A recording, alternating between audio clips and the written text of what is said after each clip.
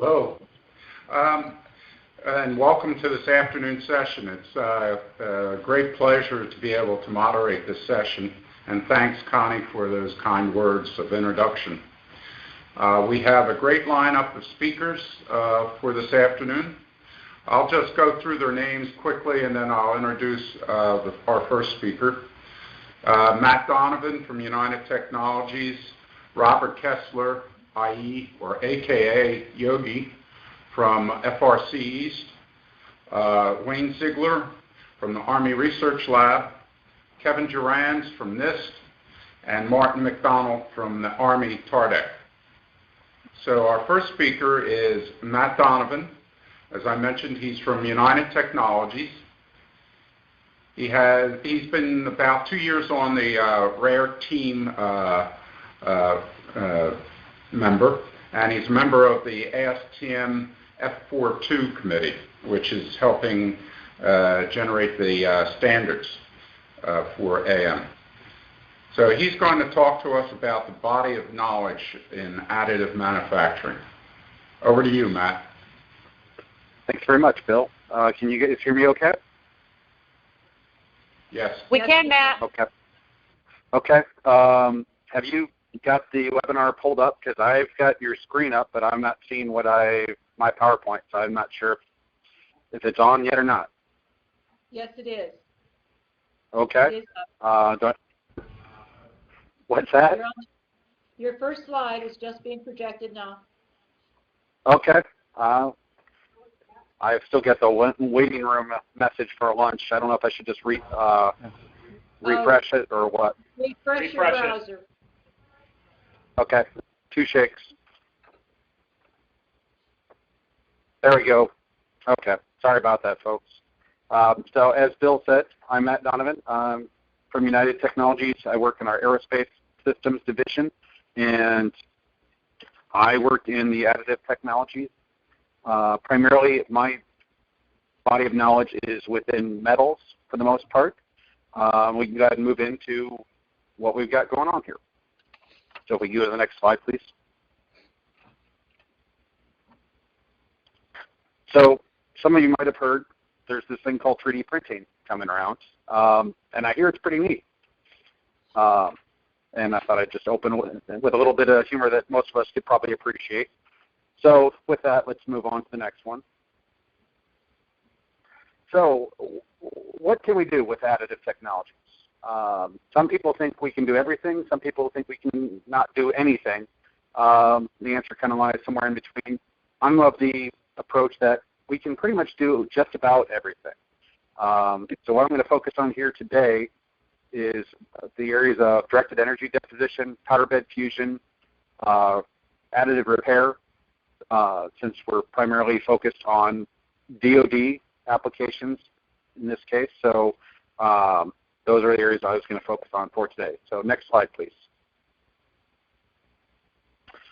So with respect to primarily metals, so for metals AM, we're going to talk about a few processes. I'll throw out acronyms like PBSL, so powder bed fusion laser. So that refers to generally DMLS, selective laser melting, EBM, those powder bed technologies. DDM is another one, which is, a lot of us understand as direct digital manufacturing. So the real potential for some of these applications is in the areas for logistics and supply chain. So direct digital manufacturing for obsolete parts or parts that the supplier no longer exists or they've moved on to different areas.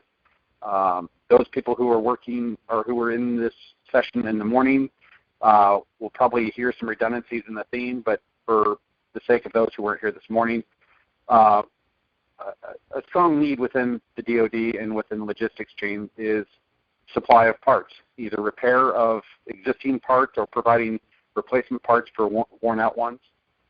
And the additive processes can really help us on this front. I've got that, that sort of piece of spaghetti on the right side.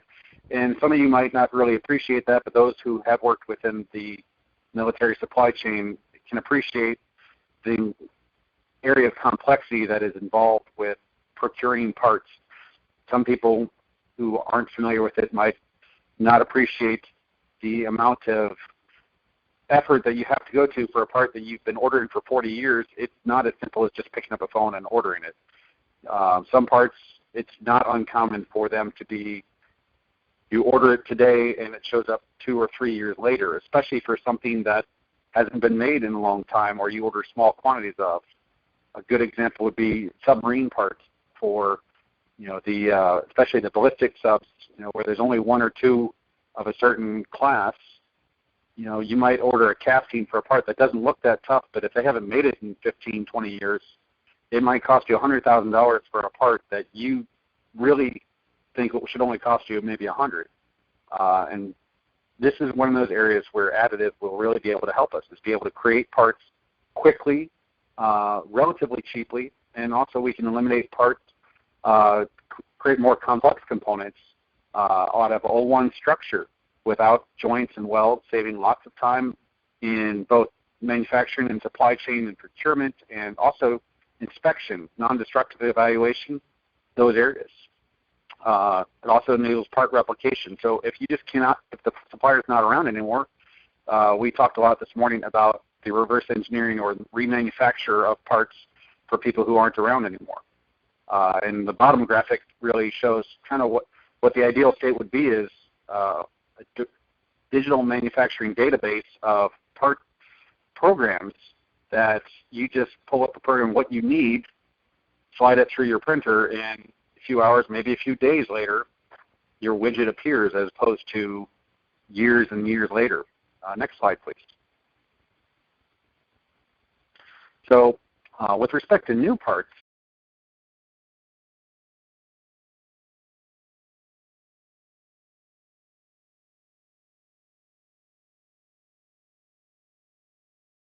but it's really some very fascinating work that we're doing on new parts within the aerospace and additive areas. So some of these slides, so on the right are examples of a fuel injector that NASA made using SLM processes, growing a additively manufactured part.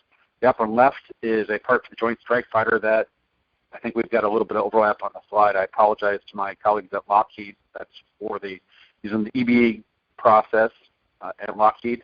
And the lower left corner is a fuel nozzle that GE's manufactured for the LEAP engine that's coming into production, I think, in a year or so. So those are some really great examples of people applying the technology, and it's going into flight and critical hardware coming up. Next slide, please. Another success story, this is one area I've been working on, is using additive for repair. So this one right here, so I work in, among other things, is fuel injectors. And so we do fuel injectors for hot section components. And like a lot of the other components in jet engines, you see a lot of wear and fretting in these high-value components. And typically when you get those parts back from the field and you need to service them, you generally wind up either replacing the part entirely, which takes a long time, or you wind up cutting out the worn areas and remanufacturing that specific component and welding it, brazing it, whatever, and building it back up. We've been working on using laser additive deposition and 3D scanning. So we use an additive process where we scan a component, which you can see in the upper right-hand component, which is a worn fuel injector returned from service. This one in particular is off of a DDG-51 Arleigh Burke class guided missile destroyer. And we take that component, we scan it, and we use a laser additive deposition and build the part back up to good as new. And in the lower right corner, you can see that exact same injector after it's been serviced by the laser deposition. So another area where we're using additive to save time and substantial expense.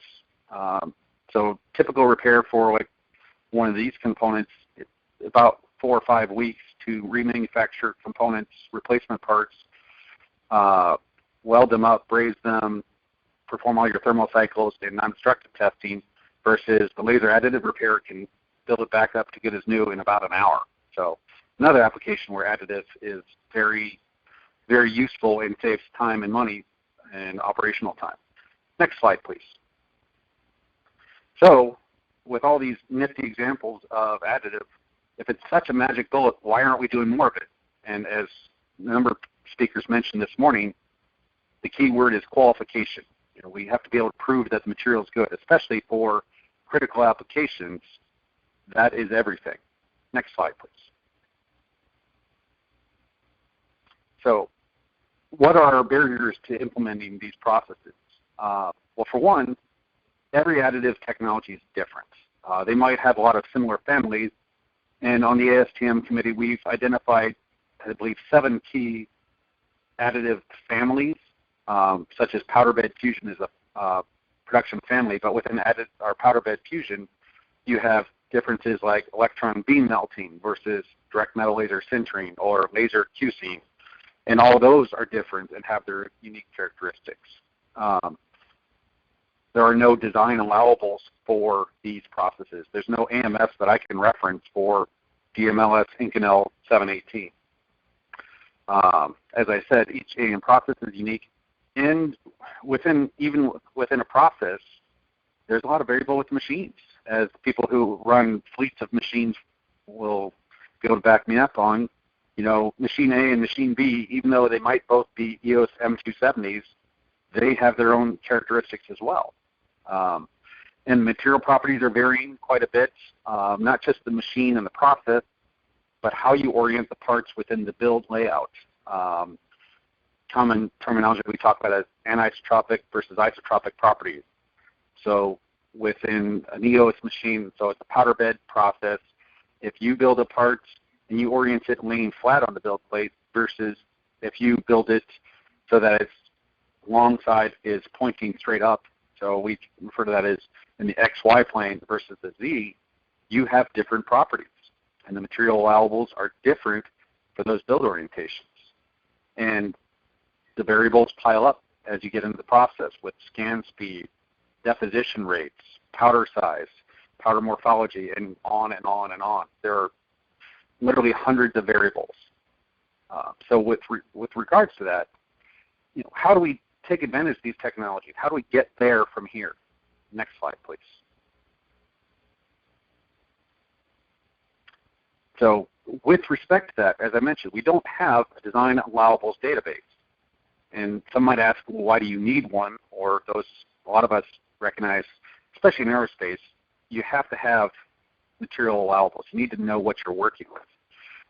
The reason we need these is we need to know how these materials are going to perform. We need to know what the reactions are going to be with corrosive environments. We need to know how they're going to perform. Are they going to fatigue differently? Are we going to have a different, coefficient of thermal expansion? Are we going to have knockdowns for high cycle fatigue?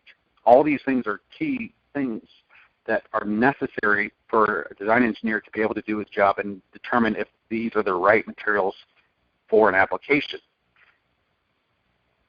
For a lot of aerospace applications and related fields, it's very important to be able to utilize the complexity that these processes offer, but if you can't prove that the part's good, it's not really worth the investment of time. And you'd hate to throw millions of dollars into a machine and learning up a process just to determine that, the material properties aren't good enough for what I need it to do, and I've thrown away my money at this. And we've seen evidence of this in both in private industry and in government on many different processes. So, and also related to that, these materials, they're very sensitive to how you process them, not just how you build them and how you grow them, but also how you what you do for post-processing. And they don't necessarily act like conventional materials. A lot of people are familiar with the fact that when we are engineering these components, we ask, how do we calculate for them? And we, within our own group, sometimes we use casting allowables. We'd like to have rod allowables, but the data is simply not there. Within aerospace, we use what's called A-basis allowables based on the MMPDS process. And to get to a level of where you have a good level of knowledge, so A-basis allowables, in general, it takes about 800 tests, different heat lots, different builds, different orientation. It's a very, very expensive process. Next slide, please. So, with respect to that, a lot of people will recognize that many government and industry entities have been working for many, many years on developing material properties for these processes. With respect to that, we all spend literally hundreds of millions of dollars often on just one material framework. So maybe DMLS Inconel 718, for example. I know UTC has spent millions of dollars on that particular process alone, and we've worked on many others as well. I know many of my colleagues in other industries and within government as well have also done a substantial amount of work. What we need to do is we have to establish a framework of standardized testing, and this was brought up this morning several times, and I'm going to reiterate it here, is individually, none of us have the independent wherewithal to characterize all the materials and all the data that we need. So with respect to that, we should start attempting some type of standardized process and crowdsourcing that data capture, at least where we can. Because we, as I mentioned, it takes hundreds of millions of dollars to generate a single body of knowledge on one material possibly. And for those of us in the failure critical areas, aerospace, NASA, anybody who's working on flight aircraft or submarines, for example, or any area where you can't have a failure, you need A basis allowables, and you're going to need them for all the materials you'd want to work in.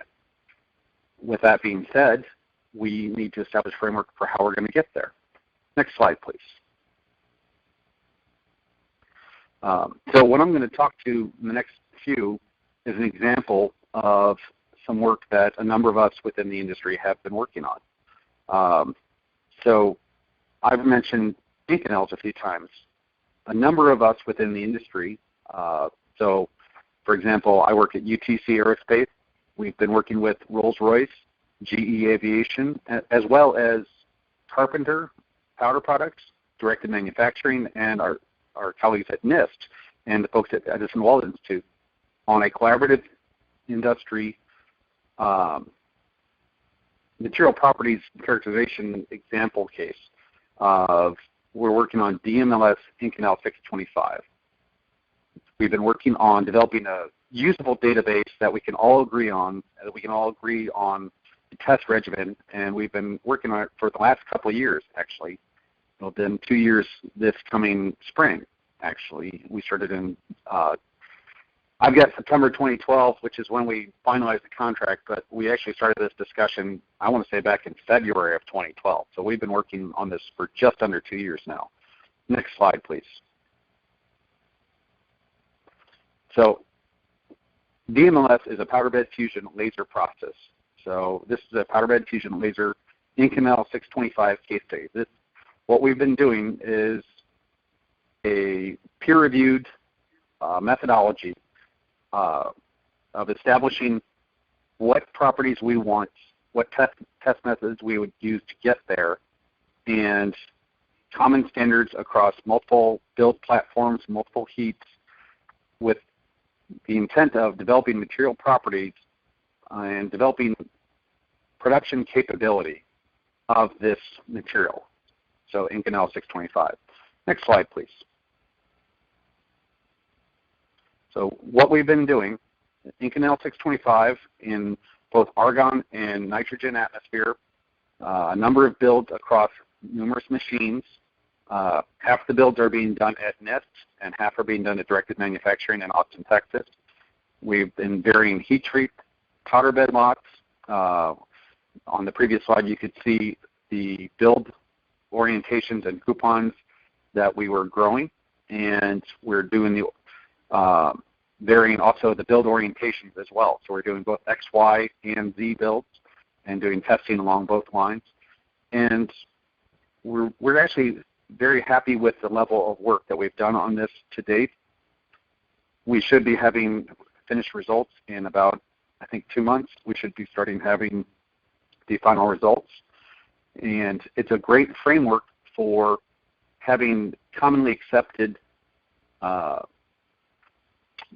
material standard for this build process for DMLS Inconel 625. And once we've established this framework, we feel that to achieve something like A-basis allowables, all it's going to take further study of is simply more test coupons and more builds and more heat lots. Next slide, please. The picture at the right shows actually one of the actual builds. So what we've been doing in our discussion is discussing how we would vary the manufacturing plan, how we would capture all the variables, how we would standardize the process across multiple manufacturers. Like I said, we're doing both at NIST and directed manufacturing, and how we would agree, even though we are, for example, UTC, Rolls, and GE are all competitors within the aerospace field, we all recognize the need for this data, and we've been working collaboratively towards this end. And it's been a very, very good effort, and I feel that we need to leverage this. Our intent is to bring it up with the ASTM committee this January for implementation as at least a framework for a methodology for implementing test procedures and for standardizing material properties and database characterization. I know one of my colleagues, Hank Phelps at Lockheed Martin, is working on this for another Inconel process as well, and we intend to bring it up, as I said, at ASTM in January. And next slide, please. So as I mentioned, so the participants in this particular study, it's been NIST, myself and several of my colleagues at UTC Aerospace, GE Aviation, Rolls-Royce, Directed, EWI, and Carpenter. And any of those who are listening today, thank you very much for all your efforts, gentlemen. I really appreciate all your help. Next slide, please. So where are we at and where do we go? With respect to this, so with the body of knowledge, it's a broad topic, and I've been struggling with how to present this and keep it to a limited time frame as we try and keep things on track today. As a lot of you know, there are so many areas where we could divulge out into, and trying to keep it focused is tough. And additive is not the answer for everything, but it's the answer to very, very many problems that we face in the current budget environment and within our logistics environment as well. There are so many areas where we have immediate solutions that we can do right now, and I tried to showcase just a few of them. And we don't even need to get into the budget environment to understand that we have challenges, and this is one area where we can, I believe, leverage this technology to solve many of the problems going forward for the warfighter. Next slide, please. So what should we do? My recommendation is that we would make a concerted effort to work together intelligently. The framework that we've established on the working group on Inconel 625, I feel is a great example of, even though we are competing, we don't necessarily need to work separately. We can use the resources and work together to work collaboratively and leverage the knowledge that we all have. I think for qualification, we talked about this morning, and Chris Root touched on it very, very good earlier on, for example, on the engineering change package. It can be a very expensive and very painful process. And if we assembled a group of knowledgeable AM users and experts, possibly government and industry together, to help identify areas where we can leverage the data that's out there and collaborate on the data that we have and assign it a pedigree for that level of knowledge, we could probably substantially lower our costs for implementation and greatly speed the process of implementation. And I would suggest that for both within industry and within government entities and working together on that front. And I think with that, I will try and call it good, and I think that's all the slides I have. And I think we have questions at the end, so I will be available for your questions later on. Well, thank you very much, Matt. Very interesting, informative presentation, and I'm sure you're going to have lots of questions coming up.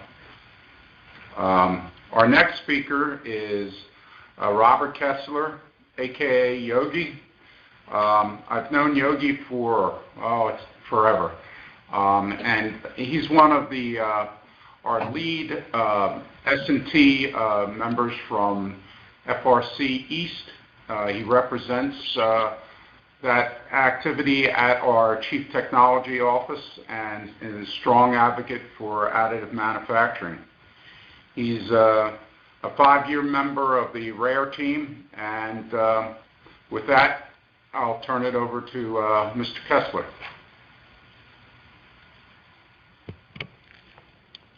Thank you, Bill. Are you able to hear me? I am. Yep, we can hear you and see you. All right. Good afternoon, everyone. As Bill said, my name is Robert Kestler, and today, as you can see, the title is A Practitioner's Guide to Additive Manufacturing. A better way to put this is things to consider when implementing additive manufacturing in your facility. Basically, lessons learned. Next slide, please. Today's discussion will be focused more on maintenance activities and implementing in our production facilities, but a lot of the things you'll hear today will resonate with you whether you're an OEM or a DoD facility or private industry. The topics you see I plan to touch on at least at a 30,000-foot level today. The discussion points will include developing a strategy to acquisition and installation of equipment, all the way through operational considerations that you need to keep in mind as you're implementing the technology. Next slide, please. Most of the additive manufacturing technology integrations inside of the DoD MRO facilities are based on two things. It's either based on cost savings or cost avoidance or improving the MRO efficiencies. For us, we're always looking at how we can be more flexible, improving our readiness to address warfighter needs, and being able to rapidly respond to events and deficiencies inside of the supply chain. Next slide, please. Just to give you a little background of why FRC East actually started looking at additive manufacturing. We have several legacy platforms at our facility. With that, we manufacture not on tens of thousands or hundreds of parts at a time, but we do onesie-twosies. So we manufacture low-volume legacy parts. In some cases, we don't have the engineering data, so we have to do reverse engineering. This all leads to having significant man-hours into developing tooling to manufacture components.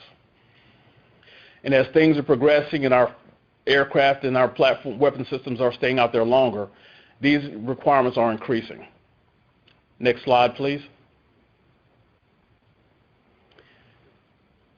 For anyone that's interested in or planning on implementing additive manufacturing, the first question you should ask yourselves is, why additive manufacturing? I just kind of showed you the reason why FRC East and several of our sister facilities have considered additive manufacturing to help us in our manufacturing area. But just looking at this chart, you have numerous advantages to additive manufacturing, all the way from rapid part turnaround to being able to do complex geometries and reducing labor costs. What are the applications that you may consider for using additive manufacturing? You have rapid prototyping, which most people are familiar with, rapid tooling, rapid manufacturing of components, repair, as Matt Donovan just mentioned, and one that hasn't been mentioned a lot yet is electronics, which is actually picking up and is an emerging area of additive manufacturing.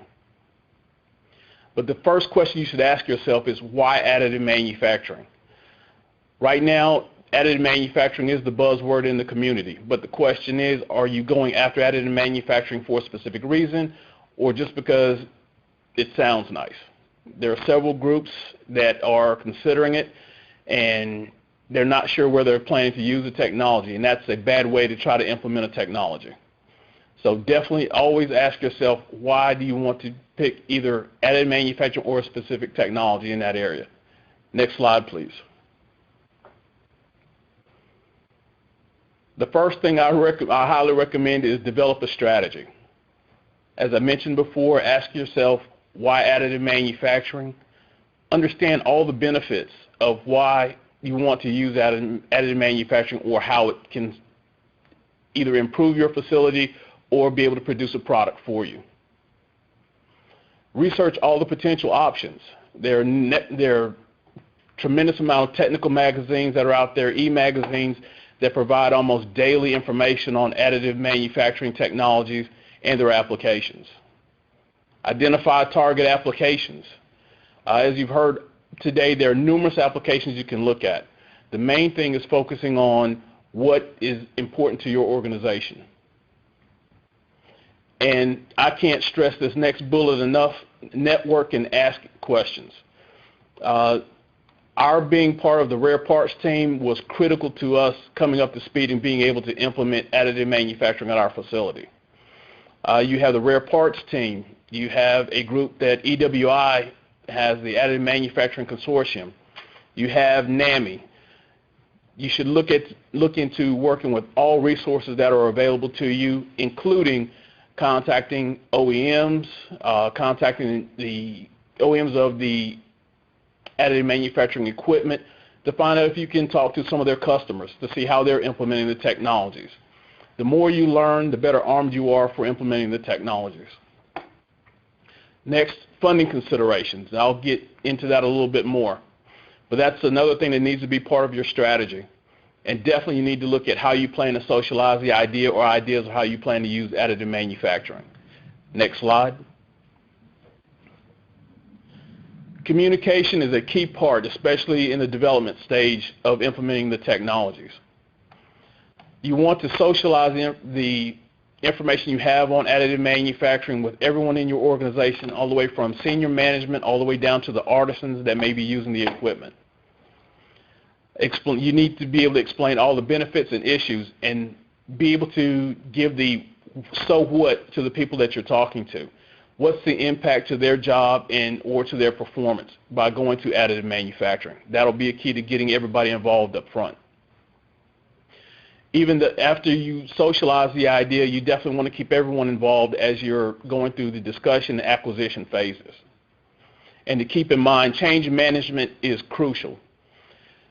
Additive manufacturing is really changing the way we look at the world at this point in time, and not everyone is on board right from the beginning. You need to be sensitive to the way artisans and senior management feels about additive manufacturing and be able to address their concerns and issues. Next slide, please.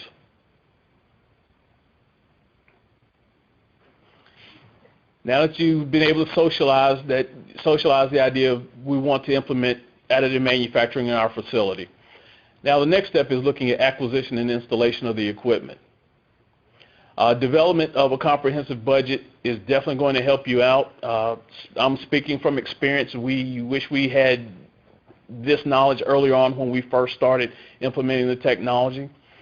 But you want to look at the worst case scenario and base your budget on that, including considering all the facility requirements you may need, desired upgrades you may want to do with the systems.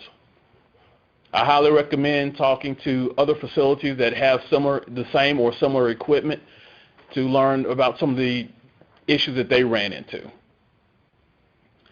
Next, you want to definitely identify potential funding sources. Speaking strictly from a DoD perspective, large capital investments may take several years. We've used our capital improvement program, but you could also look into special funding or potential funding from either program offices or SPOs. Next slide, please.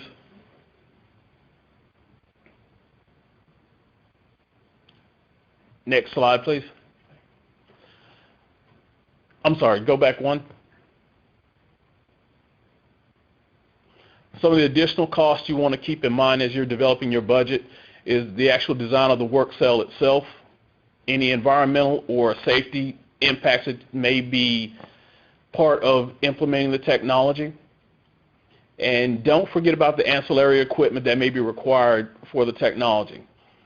Although, say for example, FDM technology, you have the system itself, but in addition to that, you could have a dissolving station or breakout station that will be required. A place to put the computer workstation, material storage and staging, or even a blast cabinet that may be needed to work with the system. Next slide, please. You also want to consider any facility modifications, whether or not you'll need ventilation, changes to electrical, air, or plumbing. And the second bullet is one of the most critical ones that could happen, especially in the DoD arena, is looking at network and IT considerations. This can considerably bog down your implementation with computers, getting software approved, or any network considerations. Post-fabrication processing, whether you're going to be sealing components or tooling, bonding, painting, or any assembly techniques that may be needed. And I highly recommend going with a turnkey installation if you can. Next slide, please. I won't stay on this too long, but choosing applications. It's been talked about this morning, and Matt also touched on it in his presentation. Looking at rapid prototyping, concept models, in-use models. You need to consider where can the technology best affect your organization. And I agree with Matt in what he said in his presentation. Additive manufacturing technologies are not a 100% replacement for conventional fabrication processes. There are endless applications, but there are times where traditional manufacturing processes make more sense or more economical. But while you're choosing your applications, start off with choosing easier targets first. Things that don't require a lot of certification will definitely make life easier. Next slide. Here are a few of the operational considerations that you need to keep in mind. Definitely keeping consumables on hand. I mean, we've run into this as an issue here at FRC East already. That's a consideration. We're looking at how we can maintain our stock. We're looking at material storage. You could have environmental reasons where this may be more of a critical issue. We live here at our facility. We have a very humid environment. Some of the technologies, we would have to put specific facilities in place to ensure that we don't have any problems with the consumables. Comprehensive maintenance contract. This should be almost the absolute must for preventative maintenance and for emergency repairs. We've actually used a lot of our technical support to help with our implementation of our technology here, and it's been very helpful to us. Next slide, please. One of the key pieces to implementing additive manufacturing technologies is workforce development. There are a lot of people that are still nervous about going to additive manufacturing, so definitely continuous learning, getting everyone up to speed on the technologies.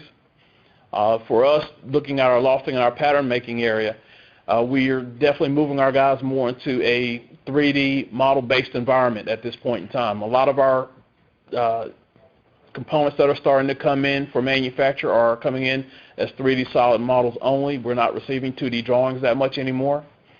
We're looking at how reverse engineering, how we need to beef up those areas to be able to respond to legacy components. And you want to be able to have a skilled workforce, not just when you start to implement the technology, but how do you plan to sustain the technology? Next slide, please. So with all that being said, here are some of the things I'd just like for you just to keep in mind as you're looking at implementing additive manufacturing. Definitely have a focused approach. That definitely helps you, guide you in implementing the technology. It helps you focus. Network and research the AM technologies. This will definitely help you with processing and knowing exactly what your facility really needs. Keep everyone that's involved with the processing knowledgeable about where you are with implementing the technology, and have them be a part of the decision making. And again, managing expectations that additive manufacturing is great, but it's not a panacea for everything. It's not going to solve world hunger. Don't forget about the ancillary requirements, the other pieces of equipment that you'll need for your technology. And keep in mind, you need to develop your people, and that'll be a continuous process.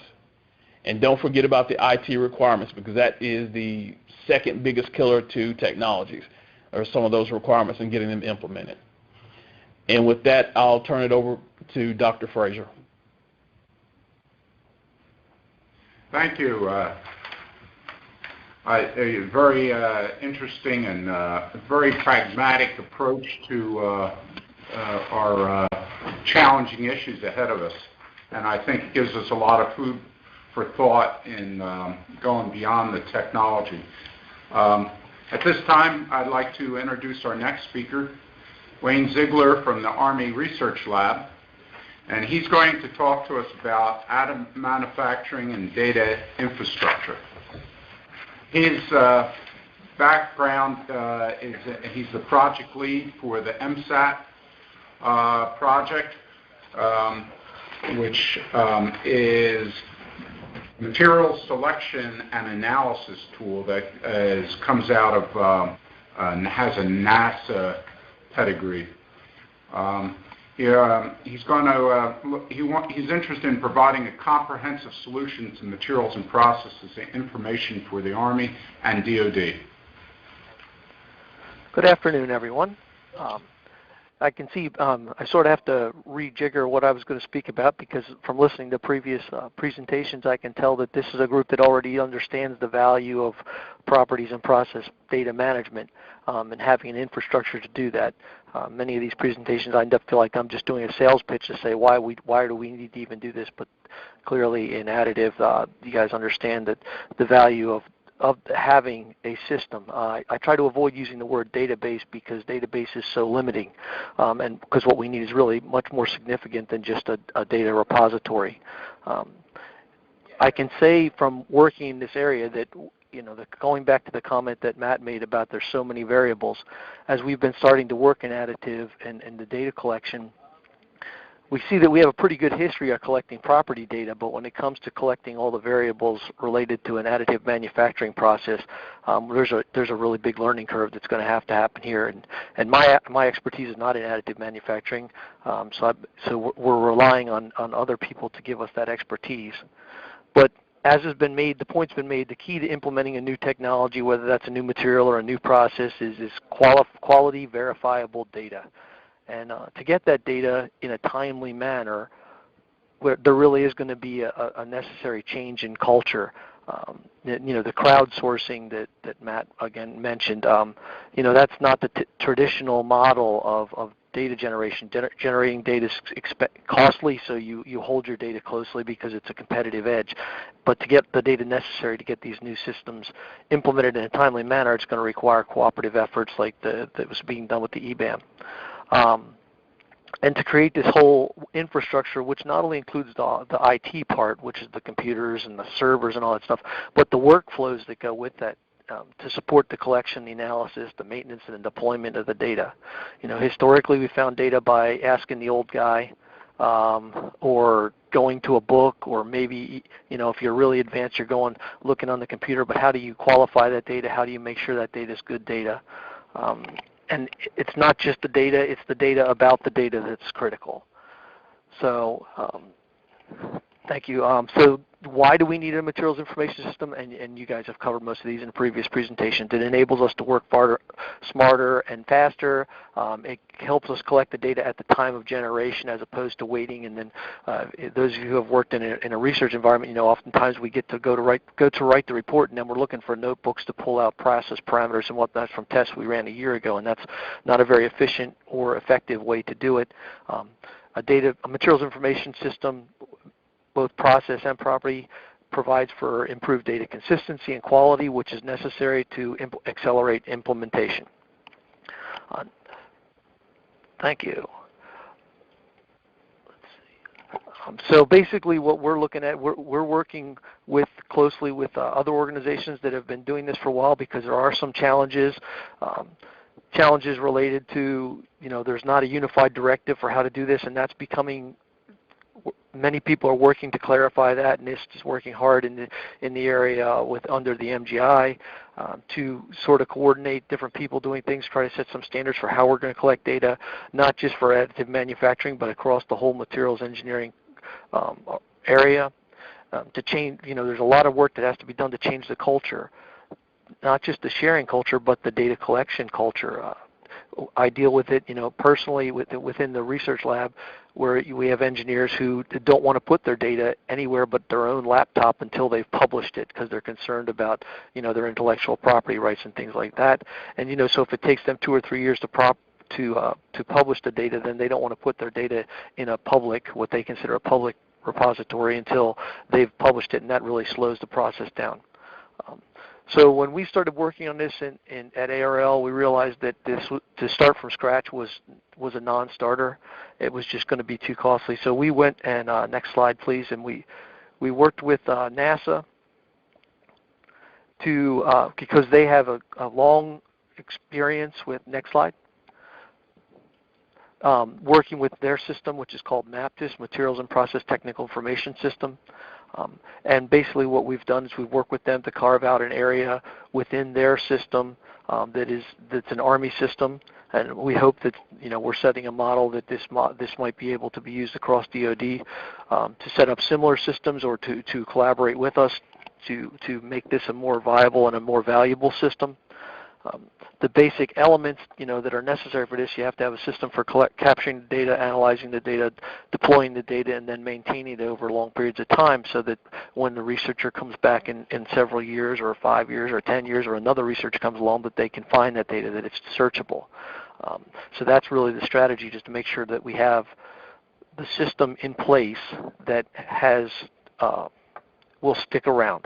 I've worked on several database projects over the years in different areas, and one of the problems that we have within the DoD, and I'm sure there's somewhat the same problem in industry, is we set up a great database, and then 3 or 4 years later you can't find it anymore, or you find it but it hasn't been updated in several years. So we want to make sure that we're not doing that. So since NASA has this history of maintaining the MAPTIS system for 20 plus years, we felt this was a great teaming opportunity. So we're working with them to set up this system specifically to address our own needs. So next slide. So what is MSAT, which is what we're calling our system material selection and analysis tool? It's basically, it's going to be a single point. It is a single point for materials properties testing, processing data. The goal is to have a repository for high fidelity pedigreed data sets. And one of the changes in culture that we're working very strongly here is that although you might produce data that you feel is quote-unquote bad data, that doesn't meet the hypothesis that you proposed when you went to run the test, that all that data needs to be captured, because it might answer another question later on. And I'm sure that we'll find some of those things in additive as well, where a property that you think is of minor consideration turns out to be a metric that gives you information about some other aspect of the property or the process. And by collecting that data, you've learned a lot, even though at the time it seemed insignificant. So the goal is to make sure we're collecting as much data as is possible within the constraints of time and energy. And that is one of the challenges as well. There's a perception within the people who are going to have to collect this data that they have a system for collecting data now. They understand that it has a certain value in terms of time and energy that they have to put into it, and if we change their system, it's going to make their lives more complicated. And that's something that, of course, everyone wants to avoid, is making lives more complicated, because if we make it more complicated, then there's less likely that anyone will implement. So in terms of what is the basic elements of a system, next slide. So basically, to have the infrastructure contains, and what I've identified here is 7 basic elements, or things that you have to do, considerations when you're building a system, you have to define what types of data sets you're going to collect. And in additive, we've been working with the DARPA Open Manufacturing Program and some of the manufacturing demonstration facilities at Penn State and here at ARL to define what are the data sets necessary to characterize some of these additive manufacturing processes. And it is a fairly complex challenge, as well as we're learning from the practitioners that in many cases it's difficult to even get the process parameters out of the machines, that they're close held. So those are some additional challenges that are somewhat unique to additive manufacturing. But then once you know what data sets you have to define how you're going to arrange that data. So what's the data schema? And once you have those two pieces, you can develop your templates and your import and export processes, your management.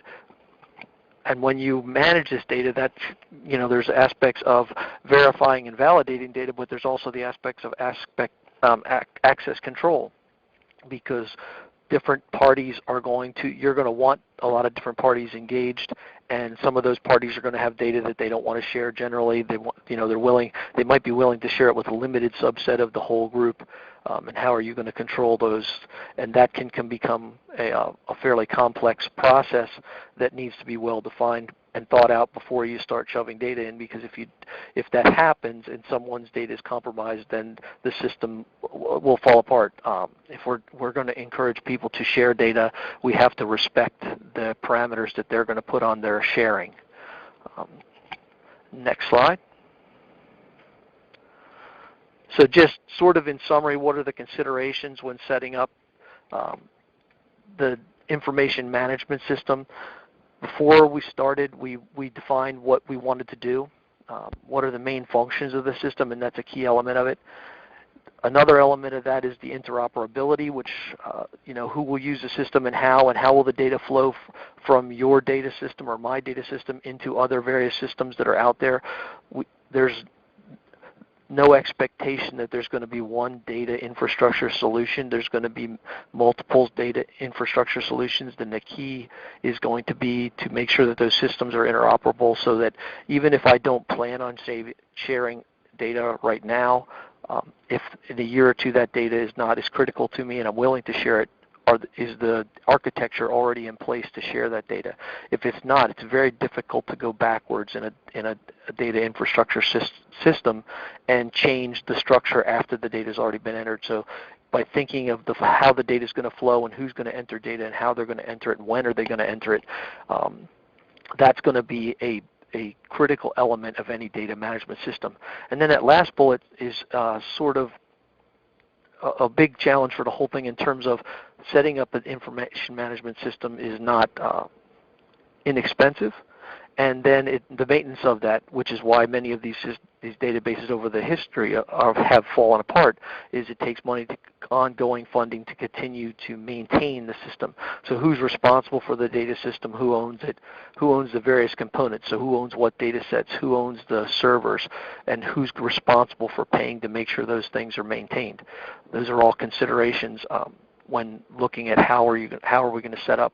And it's not a question of how and if, it's a question of how and when.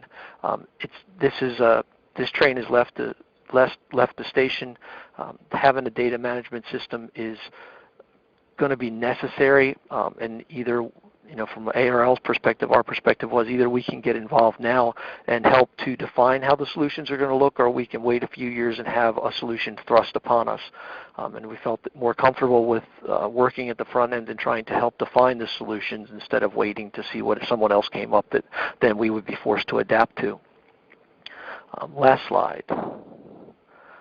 So our vision is that we would have this data management system that would be the center of a process where experimental methods are run and processes are identified.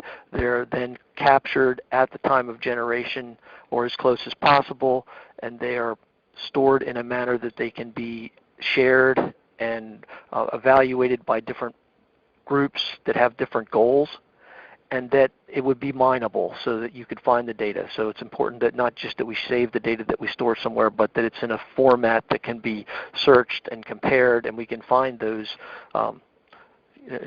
disruptive arrangements between different technology areas that we weren't aware of because we have all this data in one area and we can compare and run, so that the theory is, okay, I can say, compare every property I have to every, give me a graph showing how every property compares to every other property, and we can find those property relationships that we're not aware of now. And then all that would be tied into validation and calibration and directly into modeling. And one area where we're working on that right now, sort of as a pilot, is with the open manufacturing.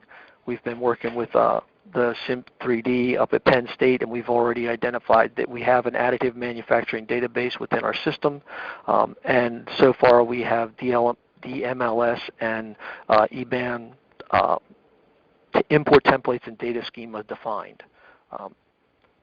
And that's the only other slide on there, I believe, is my contact information. So, thank you. Thank you, Wayne. Very informative presentation. It's interesting. In a sustainment conference, you have a big issue of sustaining a database and that information management, which I bet you get some questions on later. Let's see. Our next speaker is Kevin Jurrens from NIST. He's the Deputy Chief Intelligent System Division. He's been involved in additive manufacturing going way back into the 90s, and he's been influential in the establishment of NAMI. He ran a workshop recently that provided great insight into what needs to be done. And he's going to talk to us about NIST's role in additive manufacturing standards. Over to you. Thank you, Bill. So, thanks for the opportunity to talk about the NIST role in additive manufacturing standards. Let's go to the next slide, please. So at NIST, let me start with something that's a little bit unique about our role. That at NIST, we focus on infrastructural metrology and measurement methods, basically metrology methods. And we are unique in that we have a very strong emphasis on measurement uncertainty, the lowest measurement uncertainty possible.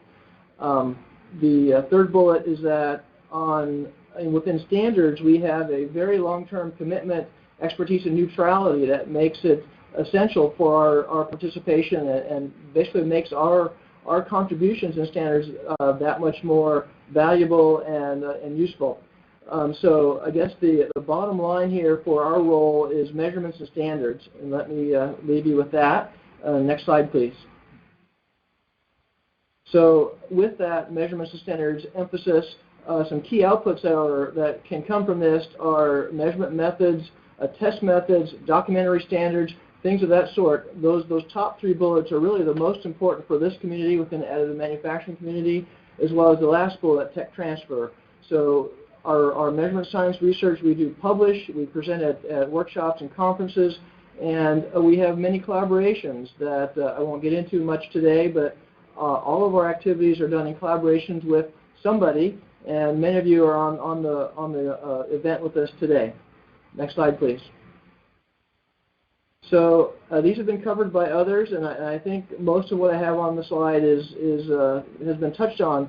But we at NIST, we have interacted with many groups across the nation, different levels of participation in additive manufacturing, and this set for us tends to be pretty consistent on what are the technical barriers that are preventing this broad adoption of additive manufacturing. Material selection, material types, and properties, that's at the top of the list for a reason. That is always people's main issue. They don't have the right material selection that they want to use in their products. The mechanical properties are not what they're expecting. So that one is purposely on the top of the list. In the event today, the call today, several have talked about qualification, certification. So I'm not trying to minimize that on my list here, but that is clearly on our list of barriers, and this list has influenced what we work on. Next slide, please. So if we, in the engineering laboratory of NIST, we have focused on metal-based additive manufacturing. So if we look at a very simplistic view of, we have input materials, we have a process, we have final parts. If we look at that high-level view, there are clearly uncertainties in all three aspects of that. Uncertainties in the input materials, talking about the metal powders, uncertainties in how your equipment performs or what some of the process parameters are, and clearly we have uncertainties in our final parts. What's the geometry, the accuracy of the geometry, the surface finish, the mechanical properties. So when someone from NIST looks at this, they say, clearly there's measurement science and standards are needed here to answer some of these question marks, to help resolve these barriers. Next slide, please. So we have structured our work around a couple projects. I'll start with the first one, and that is on material standards for additive manufacturing. So this project is addressing the first question mark on my prior slide and the last question mark. What are the properties of the metal powders? What are the standard methods for how we would characterize those powders? I'll talk more about that. Secondly, what are the methods for how we would evaluate and assess the mechanical properties of the final parts? So one part of that answer is we need these testing protocols and procedures, and I'll talk a little bit more about all of these, but this is what this project is trying to address, is these material standards necessary for input materials and final parts. Next slide, please. So on the topic of powder characterization, we've established a metal powder characterization lab here specifically to measure powders. Okay, so we're looking at things like size and size distribution, what's the chemical composition of the powders, what's the flow characteristics, thermal properties. And so when we receive these metal powders from our vendors, we're told they're spherical powders. Okay, so you look at some of these images, okay, some are spherical, some not so much. And so you'll see on the bottom right there are different sizes, and that's done on purpose. You want to have the size distribution of your powders for better packing and for having better or less porosity in your final parts. You want the melted powders to be more of a solid part. So understanding these powders is a strong need, and with that we have initiated the first of probably several forthcoming standards in this area. There's a current draft standard submitted for review within ASTM F42 on this topic. Next slide. So Matt Donovan talked about this somewhat, but let me say that this is an important area for us, is to conduct these round-robin tests. And we have in the past year funded 2 round-robin tests, one led by NIST, internally led for cobalt chrome material, and one externally led, that's one Matt talked about, led by EWI for Inconel 625. And so again, these are focused on metal processes, mainly the EOS laser-based DMLS process, but also the internal process for cobalt chrome does include 2 RCAM systems for comparison purposes. And so the key thing, Matt mentioned the manufacturing plan. That's what I'm talking about here on these test protocols and procedures. That sounds minimal, but that was many months and months in development of what should be the proper test protocol procedure. How are we going to conduct these round robins? And he's exactly right that we intend this to be the basis for a standard for others to carry out round robins. And so at the bottom they say test to develop the test. Well, that's really, the industry participants have the need for the data. At NIST, our need is we want to evaluate this test procedure so we can come up with the proper proposal for a standard. So at NIST we have various other kinds of expertise outside of my laboratory that we pulled into to help with this.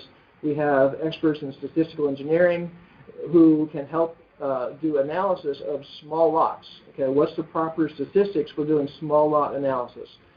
We have material science expertise for helping us with some of the mechanical properties. And so this is a growing interest at NIST, and other people are getting involved. Next slide, please. So let me quickly touch on the next project. This is about the middle box. So I had the question marks, the middle question mark on the equipment and the process. So what we're focused on here is we want standard test methods for how do we evaluate the equipment's performance, its positioning accuracy, its motions, that kind of thing. We want to have standard test methods to evaluate process characteristics. So what are the temperatures, what's happening in the material transformation when the laser hits the powder, transforms it to a molten pool, and then re-solidifies very quickly. What's going on with the process variables there?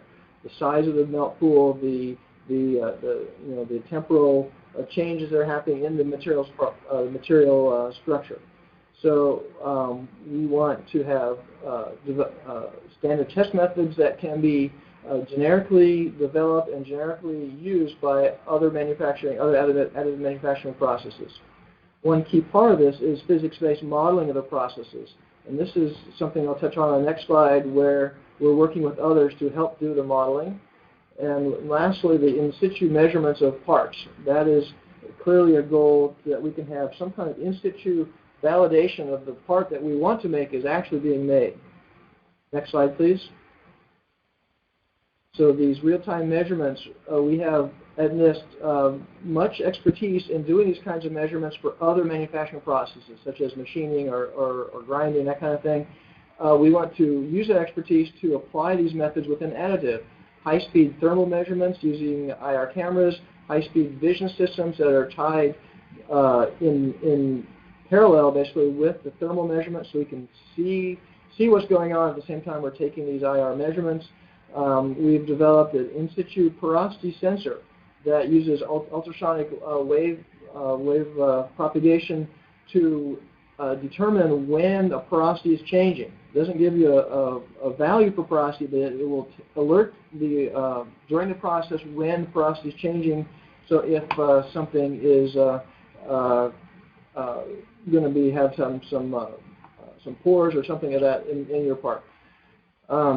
I mentioned the physics-based modeling. This is an area that others are much farther along than NIST is. So with that, we're working with some universities right now, University of Louisville and Carnegie Mellon specifically, and in discussion with some others who have long-standing programs in modeling of these kinds of processes.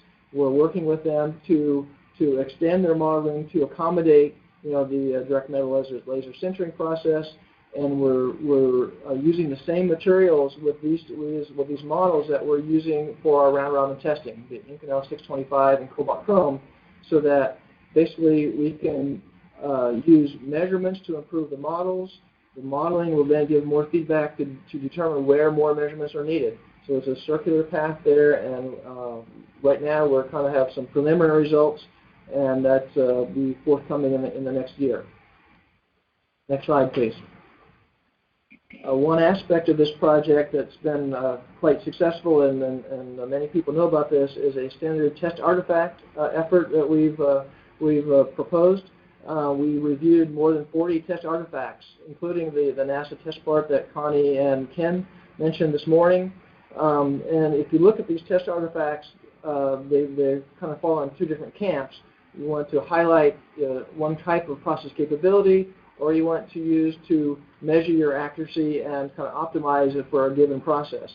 So on our NIST website, there is a report that talks about the variety of test artifacts we looked at and evaluated, and when we tried to use the best of what we could pull from these various test artifacts to come up with one approach that would address multiple perspectives, multiple processes, multiple materials potentially.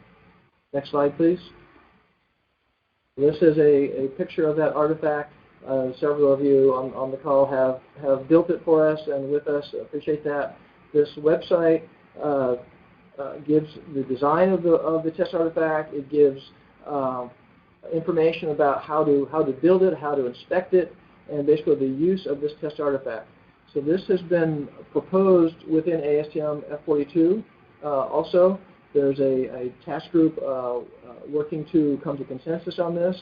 This has risen to the level of an international interest. There's an ISO group who's also interested, and we're now working together to jointly come to consensus on a test artifact.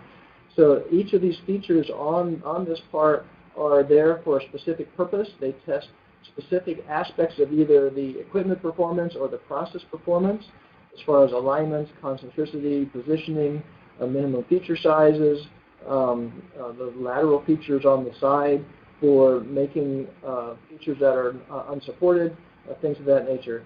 So the document I pointed you to will describe the purpose and use for each of the features on this part. Next slide, please. So Bill mentioned our workshop this past December. Again, many of you were participants in our workshop. We felt it was highly successful. We did this workshop for three main reasons. One was there had been some prior roadmaps that existed for the additive manufacturing community. We felt that we wanted to go deeper in what had been done in the past in the area of measurement science in particular, but we wanted to go beyond kind of a listing of needs and priorities to develop action plans. So action plans meaning here's the problem and the priority, and here's what we're going to do about it. So what needs to get done and by who to address these top priorities. So we felt we were successful in doing that. That was our first goal. Second goal was we wanted to use this event, this workshop, to provide input to the ASTM F42 strategic plan. So what are the priorities for standards that need to be developed that we can help guide the community to develop those standards. And then lastly, we wanted to, this happened about the time, just after the formation of NAMI and their intention to develop a national roadmap for additive manufacturing. We wanted to contribute to that in our narrow slice of that world in metal-based measurement science, and to contribute to the NAMI National Research Agenda, which I think also was successful. So this website has all of our results, all of the reports, and the action plans. Everything is there, available to you. Next slide. This might be hard to read, but I just wanted to show you that the workshop basically had 4 different tracks that we had groups of people identify needs, priority, and action plans. In these 4 tracks, the bubbles below are the highest priority, highest vote-getting priorities that action plans were developed. For these topic areas, basically the roadmap of what needs to get done and by who.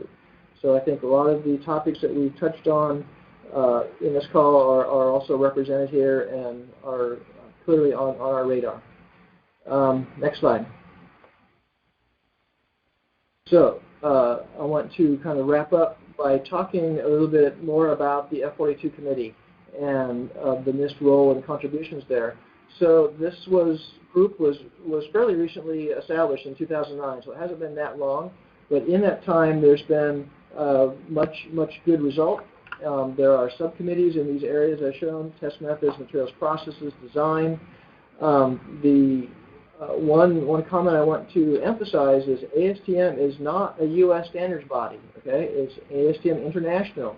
The F42 roster is composed of people from 13 different countries, and 23% of the roster is from outside the U.S. Okay, so that's something that's not always understood. Right now, we have 5 approved standards with more than 16 work items under development, including the 2 that I mentioned on the test artifact and powder characterization methods. There is another committee that on ISO, the ISO group called Technical Committee 261. That committee exists, and what I want to assure everybody is that there is collaboration and interaction between these 2 groups.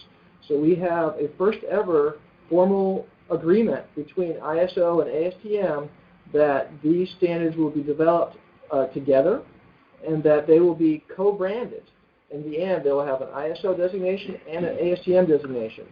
And so there's politics behind why this came to be, but several countries in Europe require an ISO designation on their products for selling. And so they need an ISO designation. So there's this first ever collaboration. I'll talk more about that in a slide or 2. Next slide. So our role, we have a substantial technical presence within F42. We are now chairing the test methods subcommittee. My colleague here at NIST. We lead task groups, as mentioned. I personally am on the executive committee member for F42, and I am leading their strategic planning for F42. We also contribute to the technical advisor group to ISO TC261, which is chaired by Mary Kinsella, and I believe she's on the call today. In January 2012 was basically where NIST came to this group and said, we believe that we needed a strategic approach, and we presented our vision for what these future development could look like, what it would look like, and with that I've been tasked to carry forward on that. But next slide, please. So the strategic approach we need so that we have an overall structure and to give guidance to the task groups within the standards. And so what we were kind of faced with was ad hoc groups would form to develop standards in areas they were interested in. So very much bottom-up approach, standards were being developed. What was lacking was the top-down view. What needs to be in place in 5 years for all these to work together and to have what we need in the future? So we were also trying to put this structure in place so that we would not have the issue in the future of harmonizing incompatible standards. That exists in many other fields right now. It's a huge problem. We're trying to prevent that within F42 since we're additive manufacturing standards are relatively new. Go with that that from the start that we won't need to have this harmonization to correct this contradiction. So that was our approach. That was our rationale for doing this. Next slide, please. Aligned with that, the ISO group also had the intention of a strategic approach. And so we now have, through 2 meetings in the past year, joint meetings between these two bodies, we have agreement on several guiding principles. I'm very pleased that this has happened. We have agreed that there will be one set of additive manufacturing standards to be used all over the world. We're not going to have, ASTM standards are one way and ISO another way. They're going to be one set. We're going to use a common roadmap and structure for the standards. We're going to build upon existing standards and modify them for additive usage when necessary. And we're going to begin work together when all possible and in the same direction. So we're very much emphasizing this joint standards development, and there is a joint plan in place for that. Next slide, please. So this chart is not, the details aren't important, but what my point for pulling this up is there is a structure. There's several standards that are generic, kind of general top-level standards that are meant to apply to all processes, all materials, all applications. That is largely where NIST is focused right now, is those kinds of standards. There are then, you can see there's a hierarchy here, that there are standards at the middle level that talks about category standards. There are 7 categories of types of processes, and powder bed fusion and fused deposition modeling. There's these 7 categories. This is where those category standards would go, something that's specific to that category or that category of material. They would pull material from above, the generic, and then inherit from above and either add to that or modify that for their category standard. The bottom level would be specialized standards that are very specific to either a material or a process or even your application, whatever that might be. Again, the hierarchy exists where you don't have to develop a standard from scratch. You use what exists above, and you make potentially just a small modification that meets your specific specialized standards need. So the standard's in place. It has been proposed within ISO and ASTM. I believe formal adoption of it is not yet, but there's been very, very positive feedback on all fronts on this. So this is soon to be in place. So what hasn't happened yet is, I said there's these 16+ standards in development. Those were started before the structure is in place. So there's going to be some mapping to that to make them accommodate this structure, but not much. Most of the standards that are in place now are really at the bottom level. They're these specialized kinds of focus, and so there likely will not be much change needed there. I believe that's my last slide. Next slide is my contact information. I'm happy to answer any questions. And this was a very kind of brief intro to what we're working on and the subject of additive manufacturing standards. I'm happy to answer any questions on that. Thanks, Kevin. I think we'll hold the questions till we're through the presentations. And but a very interesting talk. Standard development is certainly important and leads into our next speaker, Martin McDonnell from the Army TARDEC.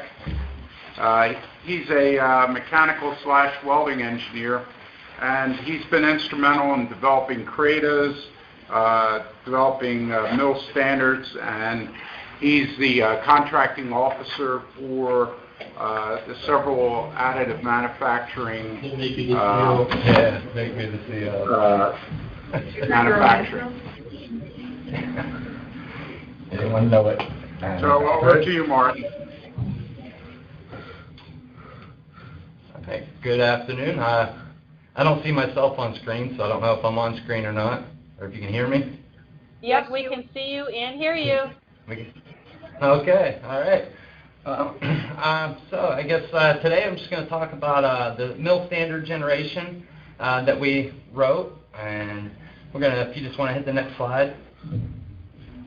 Some of the objectives that we're going to talk about today. I'm just going to review the background and challenges and some of the steps we've taken in development of the MIL standard. We'll also discuss the methodology that we kind of followed in the standard, and then the testing requirements that are laid out within the standard. And then finally we'll close with some of the benefits of having this MIL standard, and then the future steps of TARDEC for additive manufacturing and how we plan to get this implemented. So next slide, please. So with the fiscally conservative approach to reduce defense spending, of course, the Department of Army is looking for avenues to reduce life cycle costs and, decrease these future increases in procurement and sustainment costs. So starting around 2005, TARDEC decided to start investigating additive manufacturing as a viable solution for this cost reduction, just by utilizing it for part reclamation. So, and knowing that in order to deliver us usable parts by following a good process, we needed to define acceptance criteria for proper process and quality control. So this led to several challenges that needed to be overcome. So next slide, please. So the first issue that we noticed when looking at additive manufacturing for military applications is just the sheer lack of the required standards that would be needed for military applications.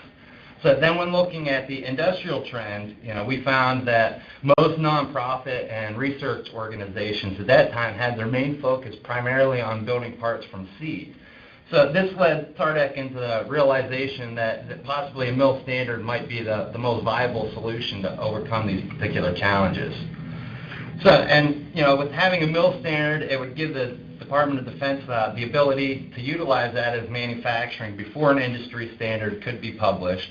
This would also give us the ability to have a standard written specifically for military part reclamation.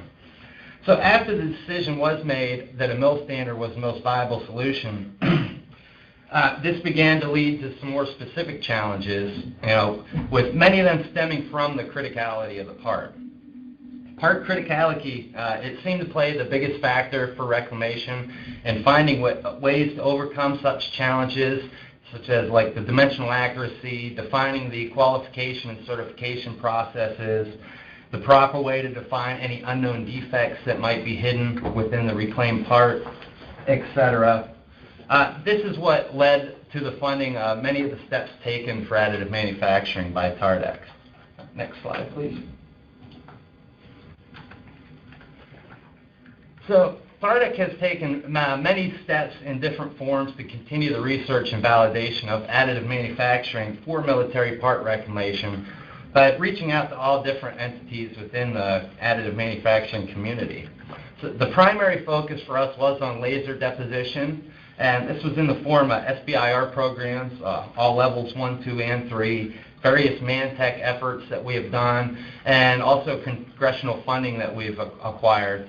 All over $17 million, and we've also used over $2 million in our core funding during this project, just to help acquire the needed research to finalize and validate any of the missing things for this MIL standard. So, and then also in the recent years, TARDEC has even started looking into other forms of additive manufacturing, such as, we started researching laser-assisted cold spray, and we've also started looking at electron beam deposition through cooperative agreements. So we plan on comparing that with the laser depositions. So then finally, after just many years of this research, validation, and writing, the next slide, please. TARDEC was finally able to release MIL Standard 3049 on 5 September of 2013. It's entitled it's Materials Deposition. It's direct deposition of metal for remanufacture, restoration, and recoating. Now, this standard, it's classified as a Department of Defense manufacturing standard, and it is to be used for the remanufacture of damaged and worn parts, the restoration of dimensionally discrepant parts, or to enhance the part performance through restoration. And you can also add the ability to add various forms of protection, such as corrosion protection, wear protection, or thermal protection, just to name a few. Now, what this MIL standard was not written to cover is any safety concerns, the machine and equipment requirements, or the manufacturing of components, such as growing from seed, and we also don't cover any non-metallic materials. So by establishing the requirements needed for material selection, the qualification procedures and processes, and also the inspection of the parts, the MIL standard was able to provide the flexibility for the manufacturer while also assuring that a quality part is produced. Next slide, please. So this was achieved by using a methodology to provide the manufacturer a material selection and manufacturing approach that allows the development, validation, inspection, and monitoring of material characterization for component part feature repairs. So following this approach allows not only for the repaired parts to meet or exceed the original design intent, it also allows for the reduction of future increases of life cycle sustainment costs just by reclaiming the worn parts versus buying new ones. So as shown here, the MIL standard was written to follow kind of a four-step process. The first one there is the material process development, and this step, it defines the steps needed to produce a coupon from the substrate material and the feedstock for analysis to determine if adjustments need to be made to the initial essential variables and control parameters. So the material process validation then defines the methodology to produce an output from this material process development that shall be inspected and tested.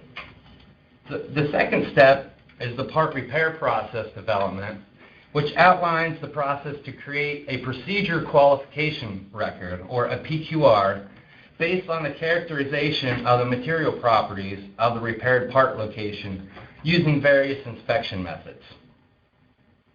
Now, step 3, which is the part repair process validation, this outlines the process to continue developing the workpiece, PQR, through dimensions, non-destructive testing, and testing on the repaired part, as directed by the design responsible engineer. And then finally, the production process monitoring step defines the process to monitor direct deposition of metal in production just by giving sampling procedures and ongoing NDT for production and sustainment. So all of the steps define the testing that is required based upon application. Look at the next slide, please. So the inspection section covers important factors concerning component repairs such as cracking, porosity, dimensional criticality, and other known defects. So each one was considered, and acceptance criteria were defined for each one of the issues that are known. But this slide is mainly to highlight the testing procedure selection, just to illustrate the different testing for essential variables. So as you can see, this is Table 1, which is the PQR validation testing, which is shown here. This is for the design responsible engineer to determine the part's application. and subsequent testing desired. So we're kind of writing the standard more towards application. So if you look at your application and you have a high stress part, you can see the various tests that will be required. So if I could get to the next slide, please. So this slide here, this is Table 2. Now this is the recommended testing standards. And this contains the recommended standards that will assist in selecting the proper test based on the part application from Table 1. So these were left as recommendations rather than requirements. As for one, there's far way too many standards that could have possible relevance when basing on application. And this also gives us more flexibility, more flexible standard where, if properly followed, it will still offer a viable path for the reclamation of military components. But we left it kind of more open-ended because it is the design responsible engineer that is going to be looking at the different applications. And he should be able to come up with the various different tests. So, even though it's a tensile test, the EMS-8 might not be, the ASTM E8 might not be the best standard for him. He might come up with a better tensile test just for that particular application. So it's kind of a little less open-ended and a little bit more flexible. Next slide, please. So having all of this leads us to the numerous benefits of having MIL Standard 3049 in publication, just starting with the further advancement of additive manufacturing technology. It also gives us the ability to meet or exceed the original design intent for the part, and it allows for the reduction of future increases of sustainment costs. It will also help to increase the Army depot capabilities and supply chain response. And finally, it aligns with the future vision of the Office of Secretary of Defense. Next slide, please. So to assist with the implementation of MIL Standard 3049 and to further push the advances in additive manufacturing, TARDEC does have plans to receive a Palm BMD 405 laser deposition machine early next year. So our plans and future goals are just to continue to build on the Army's knowledge base for additive manufacturing by certifying and qualifying various processes and various materials of interest. And we will also be looking to continue the development of viable parts where additive manufacturing is an alternative versus buying new, and just to continue to build on that database and try and develop a list of parts that are viable for reclamation. Next slide, please. So that is all for this. I believe we're going to have questions at the end. So I thank you for your time. Thank you, Martin. Very interesting, and you're making inroads in the standards. We need more standards and specifications to do our jobs well.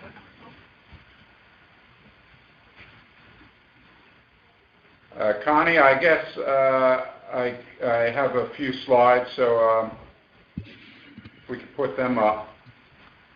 They are up, Bill. Okay. Proceed. Okay. I just have a few thoughts to bring forward to the group and to sort of put in perspective where we're coming from. We have serious operational challenges in the Naval Air Systems Command, and that is many of our aircraft and weapon systems are aging, and they're being flown well beyond their expected life. And so parts are failing that never were expected to fail because they're flying much longer. These out-of-production parts are not in the supply chain, and they cause us serious challenges. Additive manufacturing can impact, with this chart, if you take a look at it, in two areas: infant mortality and operational and sustainment. If we could go to the next slide.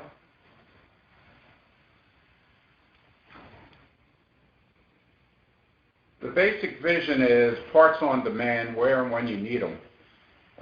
Can we ship electrons rather than parts across the world more modestly at first to locations near our readiness centers and so forth, and our depots? This is a huge challenge, as many of us know. We need to have everything that we talked about in the session, all the speakers talked about. But qualification is perhaps our biggest obstacle, because for low volume quantities of parts, we can't afford to requalify each part. When an original equipment manufacturer produces a part for a new aircraft, they can amortize that across the entire fleet of aircraft or production line. When we have onesie-twosie parts, we can't do that. And yet, that is our biggest critical need. So we need to be able to accelerate the qualification and certification process. Next slide, please.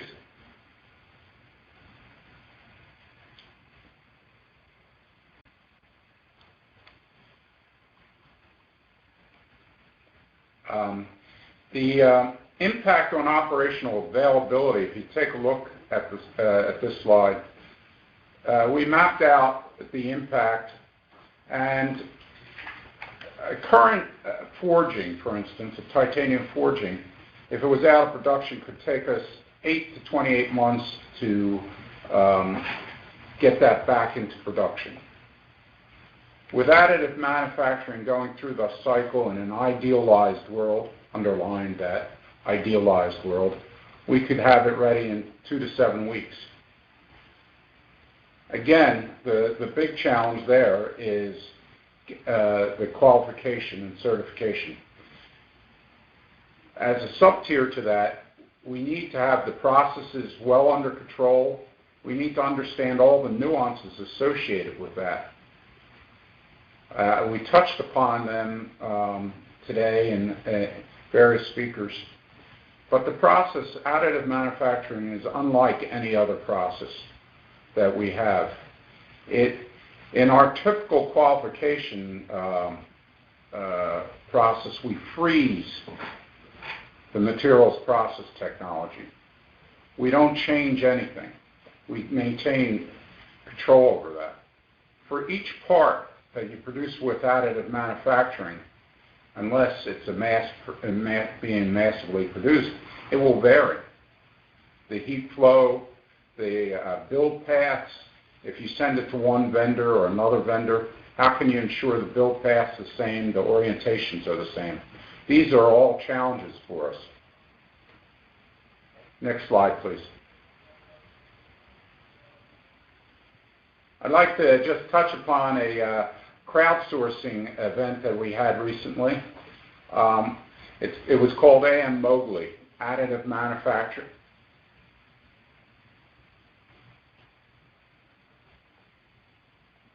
I can't hear you, Connie, if you're saying something to me. No, I was not talking to you. Continue. Okay. Yeah, additive manufacturing, AMMOGLI. It stands for Massively Multiplayer Online War Game Leveraging the Internet. It was developed by the Navy as a means to address some of the most challenging problems through the use of crowds, or extracting the wisdom from crowds. We took that and applied it to additive manufacturing. We invited 700 participants to participate, and they generated like 2,100 ideas and 26 action plans, which was quite nice. So next slide, please.